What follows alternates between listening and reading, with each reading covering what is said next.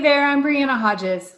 And I'm Lainey Rowell, and we are educators, we are parents, and we are coaches. All right, Bree, so we're kind of picking up where we left off last week, talking about how where we are at this moment in time is that we have all accepted that we will not be going back to our buildings for school this school year.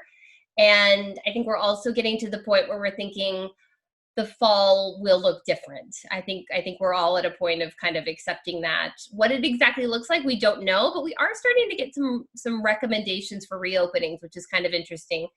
We might talk about those another episode.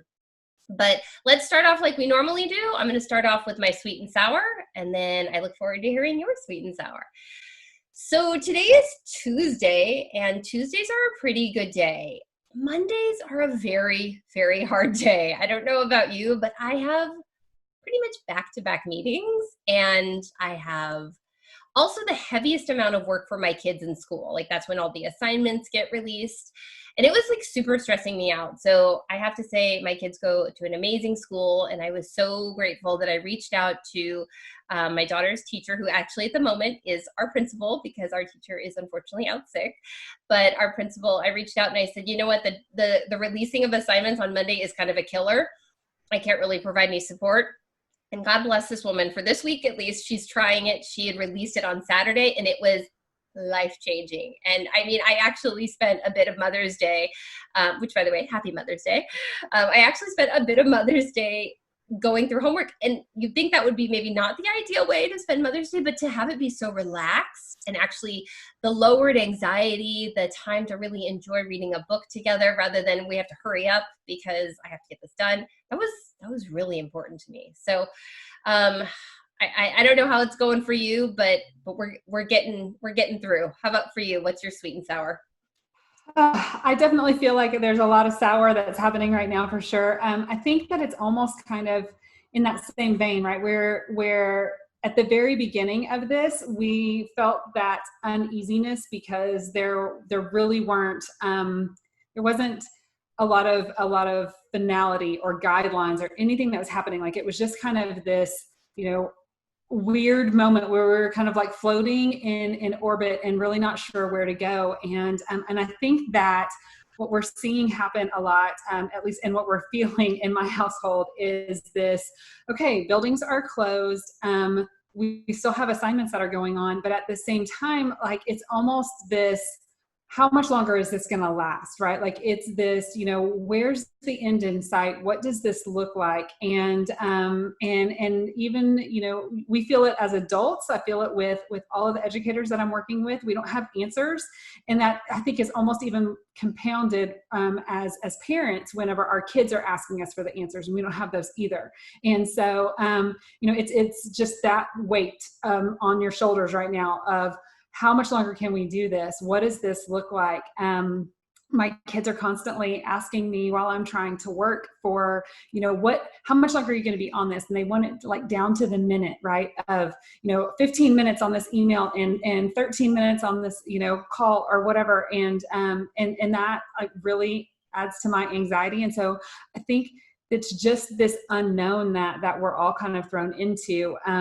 But I will say that, in the midst of all of this, one of the things that has been really nice for my family is that in response to a lot of this, the campuses in my kids district are just, they're really reaching out and they're trying to re-engage and give some normalcy back. And so like we're seeing popsicle parades where we're, at the campus, and we're going to drive through and they get to see their teachers, and they're going to be able to, grab a sealed popsicle, but just to see those faces and to feel like there is a little bit of normal is such a sweet feeling right now. Not to mention a popsicle is exactly what you need when it's 90 degrees, and we're looking forward to that. So a little bit of uneasiness, but trying to remember that there's some sweet for sure coming through. So I hear what you're saying, Bree, about this, just feeling it's tough because we know this isn't sustainable. Your kids asking you how much longer. I mean, I cannot tell you how many times I've, been asked, are you almost done with that call or whatnot? It's a lot. It's not sustainable. We all want to know what's coming next. I also hear what you're saying about the really beautiful community opportunities and the building relationships that's happening in these really creative ways. And I don't think we want to lose that. I was just reading something on social media, an article where someone's like, these things should not go away, even if we go back to, at some point, back to normal, what we know is normal. We don't want to lose that stuff. And some of the things that I really don't want to lose in that building relationships is kind of the peer-to-peer learning. And I'm seeing this in my house right now. I have a third grader and a kindergartner, and they teach each other. It's not just the third grader teaching the kindergartner. They teach each other because they both have their own strengths. And so it's been really interesting to watch that. So I think this is a good chance to kind of take what we started to talk about last week, that peer-to-peer learning, and let's take a moment to talk about those opportunities, because this is something that can live on well beyond what we're dealing with right now. Absolutely. And I think as parents of two for both of us, right? Like they can outnumber us quite easily. And I think it's really important to, to pull from last week's episode where we were talking about, you don't have to be the only one who can do it. Like there's some more helpers that are out there. I think that's really important to remember. I say that both as a reminder out loud to myself, because I know that's one of those things that I fall short on all the time, of remembering that I shouldn't necessarily be the only one who does it. And that not because my way's got to be the perfect way, but because it really is fulfilling to watch them learn as themselves, right? Like for all of a sudden my little people to realize that they can do all of these things and they're so proud about it. And they want to come in and they want to teach you what they know. And I find myself, I say this from a coach perspective a lot of times too, is that if you've ever told, if your kid has ever come to you and says, hey, do you know how to do this? And you immediately say yes, and kind of look at them like, doesn't everybody? What does that do to them, right? Like they completely stop and it deflates them and they are so sad because they were so excited to show you and then you just ripped that away from them. So I try to pause and remind myself that whenever my little girl comes to me and says, do you know how to make an envelope out of a piece of paper? I need to say, no, show me. And then let her, be the one who does that. And it's important for their emotional growth and it's important for their academic growth to be able to explain those kinds of things. Yeah, and think about how they might be craving that so much more now, because teachers are good at that dynamic of peer-to-peer and collaboration in the face-to-face, but that a lot of things we do in the face-to-face don't translate to the online.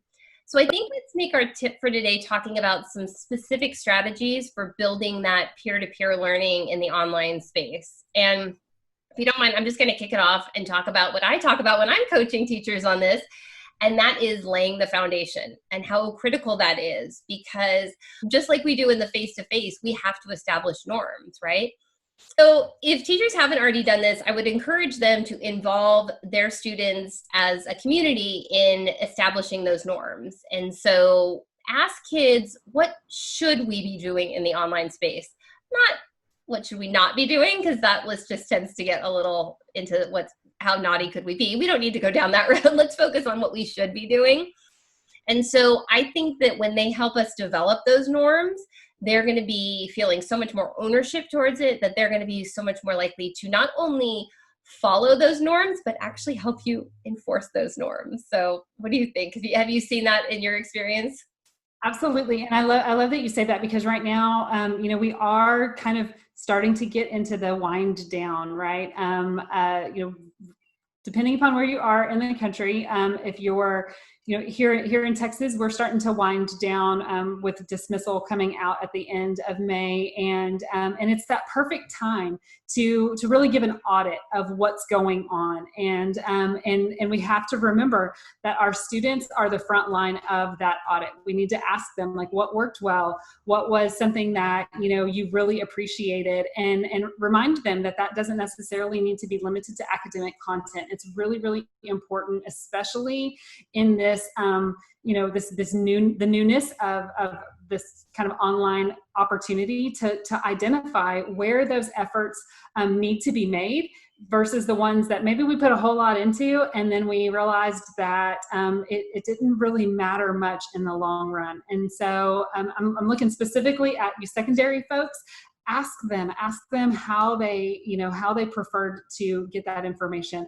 I think the other part that comes along with that is looking for those opportunities to collaborate and where can we feel comfortable with collaboration, because that's such an important element when it comes to peer-to-peer learning.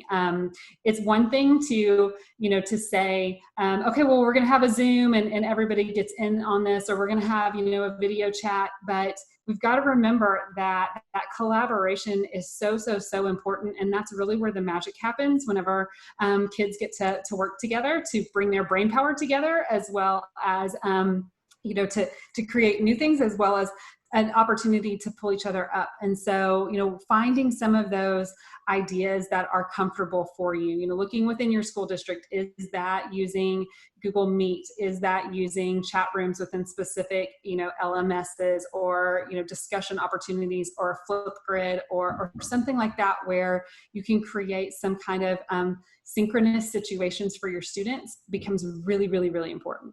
Yeah.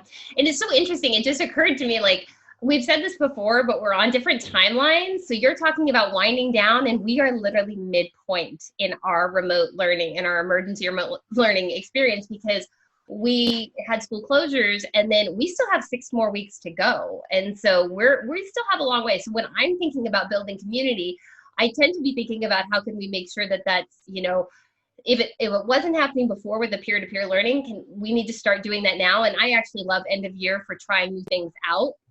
I think that's a great time to be in the sandbox and prepare for the fall. But I know a lot of teachers right now are thinking about, well, wait a second, I don't know what the fall looks like, and I know how to kick off a school year in the face-to-face, but I don't know what this looks like. And so I think we can give them some really specific strategies. So I love that you said that, Lainey, because I think that one of the things that's really important, if you are, in this kind of wind down, almost experimental phase, right? Like, this is a great opportunity to take what you would typically do in the fall and, to build those communities, to build those relationships, and maybe bring those into your situation right now and test them out. How's it going to look in an online environment, right? Can you repurpose that as maybe a video where kids can then introduce themselves using something like Flipgrid or things like that, because this is a great way to test it, to kind of beta test it, but also make sure that you're building that community. One of the things that I did often in my classroom, and I encourage whenever I'm visiting other classrooms, is to give the kids, your current kiddos, those students that you have right now, to let them kind of leave that time capsule, right? To let them give advice to the incoming class that's ahead of you, right? Or that's coming in next. And so let them introduce themselves, or, give an overview of what's going to be the most difficult thing, or, the thing that they learned the most, and think of all those different creative ways that you can capture that. Maybe it's through a video creation, or even a podcast, or, a graphic design, or any of this kind of thing that can be done asynchronously, but then they can collaborate on it, and they can bring it in together for you to share and move forward with. I love that. And when you were saying that, it actually reminded me of something I did in the classroom, which is I would video record procedures. So I would have like my current grade or my current class doing things in the classroom, and I'd video record it. And then the next year I would just have them watch it. It was so, like, they actually got to see the proper way it was supposed to be done, and it was really cool. And that can happen with what we're doing now. Like, what are the procedures? What are the routines? Because this is all part of building community, right? We're establishing the norms, we're letting them know the expectations. And then once we have that community and that community of learners, that's when we can really start to implement those peer-to-peer learning opportunities. And for me, this is critical, and I think you're going to agree with me on this, that in the online learning, I cannot answer every child's question. Every student's going to have questions. A lot of them are going to have questions about assignments. And it's just so hard to spend all of my time doing that, when what I really want to spend my time on as a teacher is designing those engaging lessons and providing high quality feedback. connecting with my learners. That's the stuff I want to spend the time on, not like this is how you turn in this assignment or things like that. So that's the stuff I think that really lends itself to more peer-to-peer learning opportunities, and not just the how-tos, but the actual content. So I want to give, if you're okay with this, Brie, I want to give a couple quick tips on what I like to do to, is it okay to say to make my life as a teacher easier? Like, it sounds like it.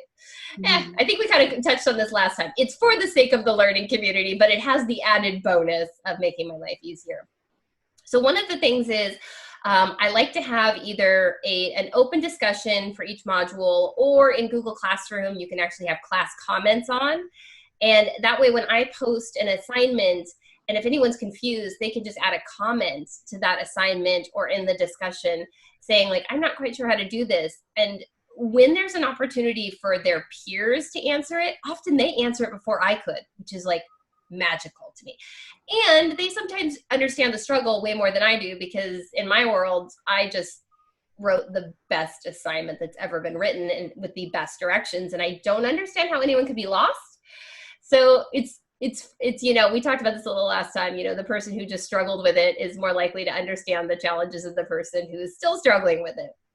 And the other quick tip I want to add is not everything you push out in, whether it's a learning management system or Google Classroom, not everything needs to be a quote unquote assignment, because this is kind of a universal thing that transcends all of these different online spaces, is that when you create something that's an assignment, and for those of you who are just listening, I'm using air quotes for the assignments, and I'm not sure why, but at any rate, when it's that type of activity that's an assignment, that is strictly a teacher to student interaction. There is no peer-to-peer. Like, that is a very closed experience. And there are very important times when you want to do that with intentionality.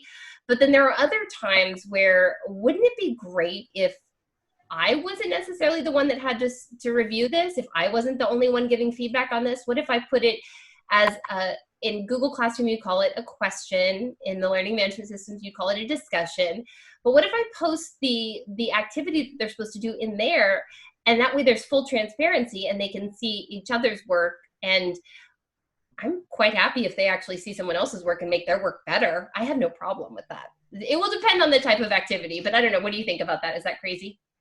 No, I absolutely love it. I encourage you guys to hear me say it often, and just even in the few episodes, anytime that we can increase opportunity for our students to create using video, I think is really, really important. And that's one of the things that I love to do, is let them get in there and just give quick video feedback to whatever it is that they are responding to. One of the things that, and part of the reason why I believe that is because I think as a secondary teacher, one of the things that I constantly hear is, how do we know if the work is really that of the student? If, in an online environment, are they just grabbing that information from somewhere else? Well, it's pretty hard to bring in somebody else's body double whenever you're doing video reflections and things like that. And so it really encourages that that true opportunity to give that in there. But I love what you said when you were talking about, hearing from their peers. That's really where it's so important. And, I think that's one of the things that I absolutely love about these ideas. One of my high school teachers that I've worked with, we actually created a Flipgrid, just using Flipgrid, and created an FAQ board for them to go up there and put up their questions, and then their students could answer it. It was a great way too for the teacher, if they saw something that wasn't necessarily accurate, then what a teachable opportunity, right? They could go in there, they could change that out, remove it, because you're the teacher, you can still remove a video and give the proper information, but now you also can circle back with that student and clear up any kind of misconceptions that are in there. So I think, again, the whole theme in this idea is really building the capacity, not just of our teachers, but also of our learners as well. Absolutely. I love that. Okay, so while, as a secondary teacher, this is kind of a little bit outside of my comfort zone, but I do have a story that I have to share in this vein. And as a kindergarten teacher, you might relate to this, but I will tell you that I did not teach either of my children how to tie their shoes. That's just not something that I did. And let me tell you why I didn't, because they learned it, and both of them still know how to tie their shoes, but they learned it when they were in school. And I got this tip from my son's kindergarten teacher, and it's stuck with me, and I love to share this specifically around peer-to-peer learning. And the fact is that she said, as a kindergarten teacher, she used to, her first year teaching kindergarten, she was tying everybody's shoes, and she was just spending all of her time doing that, right? Like, it was constantly tying someone's shoe. And she got used to doing it and continuing on with her lesson until a certain child came out of the restroom, and when she went to tie that child's shoelaces, they were damp, and she decided right then and there that she was never going to tie shoes anymore. And so what she instituted was peer-to-peer learning, and she created what she called the shoe tying club. And so she had this big, huge bulletin board, and as soon as someone could show that they knew how to tie their shoes, they got to put their name up on the board, and they became the expert. And then they got to teach anybody else that was in there until everyone in their classroom, built or could successfully tie their shoes. And I think that is such a fantastic story, because it really shows that how we don't have to be the keepers of the content and the keepers of the knowledge. When we build that capacity within our class, we're really going to see them grow and keep moving forward. And sometimes we don't have to get, stuck with the mess that comes along with that as well. But yeah. So I love that for multiple reasons, but that teacher created a system that can actually be replicated in a lot of other ways. So I love that. It's like, identify the experts and then let them have the opportunity to teach. And what I have found in my experience as an educator is it's not always the same kids who are the expert on everything. And it really does give an opportunity for some kids to shine, whereas they may not have gotten attention for a skill that they have, whether it's tying shoes, or maybe it's even just something content-wise that for some reason they're getting that no one else is getting. And so I think that's a great thing. I will tell you just quickly on the tying the shoes, I could not teach my kids to tie shoes to save my life. So my daughter, to this day, if you ask her how, she's a third grader, if you ask her how she learned how, she will name the student from her kindergarten class. I tell the mom all the time, Kendall says your son taught my daughter how to tie her shoes. Thank you.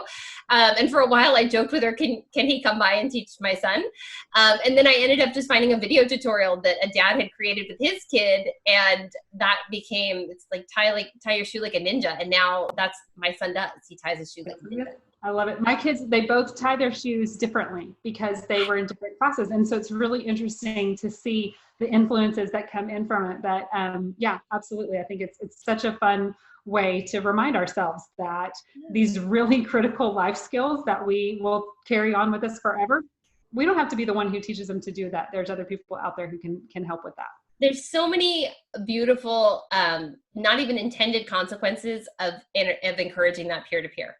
All right, Bree, so we're going to wrap this up, but we haven't done this in the past, and I want us to start doing this, and I know you and I have talked about this. We want to make sure that we get people as engaged as possible, and we want to hear from you. So we are going to pose a question. Our question is, how are you empowering kids to be more self-directed and or learn from each other? So if you have an example of peer-to-peer learning that you want to share, it's an example of more independent learners, more self-directed, we want to hear about it. So where the hashtag is, and we'll put it at the end of this, hashtag Lemonade Learning, and we really want to connect with you. Awesome. And I'll throw in there, if you have a procedure that you really, really loved that was in that face-to-face environment and you're trying to figure out how to adapt that into an online opportunity, throw that challenge out there, and maybe somebody in our world will be able to help us get to that solution as well. So you don't have to know the answer. You can have a question too, but use that hashtag Lemonade Learning, and we can't wait to see where it goes. All right. We're excited. Thanks, everyone. We'll catch you on the next episode. All right. See you guys.